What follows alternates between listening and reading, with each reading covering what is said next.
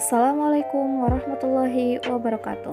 Perkenalkan, nama saya Windawati Bumola dari Profesi Nurse B akan menjelaskan tentang SOP pemasangan infus. Adapun pengertiannya adalah pemasangan infus yaitu menusukkan cairan atau obat langsung ke dalam pembuluh darah vena dalam jumlah banyak dan dalam waktu yang lama dengan menggunakan infuset. Adapun tujuannya adalah yang pertama sebagai tindakan pengobatan, kemudian yang kedua mencukupi kebutuhan tubuh akan cairan elektrolit.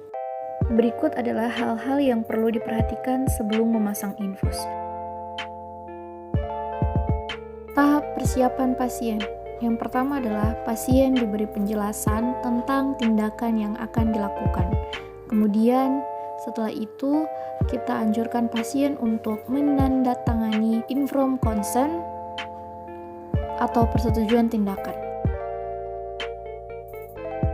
Setelah itu bebaskan area penusukan dari pakaian.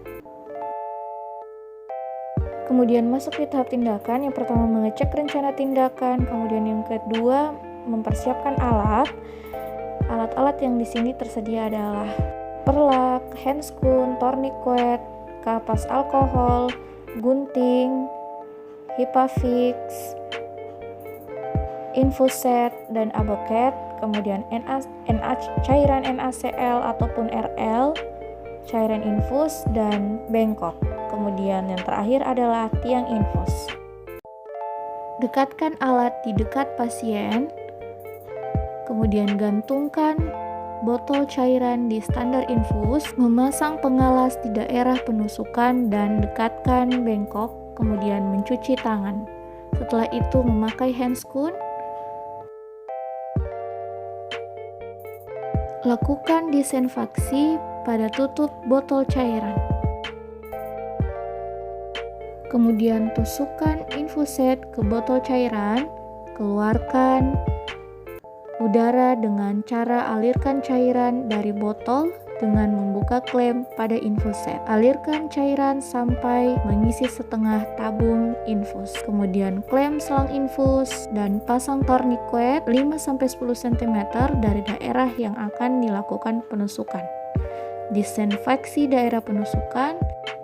Minta pasien untuk rileks dan tidak menarik tangannya ketika ditusuk. Dengan menyesuaikan needle IV catheter, ukur dari mana akan mulai kita menusuk. Pastikan mata jarum IV catheter tepat dan terangkat, tusukkan secara hati-hati dan bila masuk akan ditandai dengan keluarnya darah pada ujung IV catheter.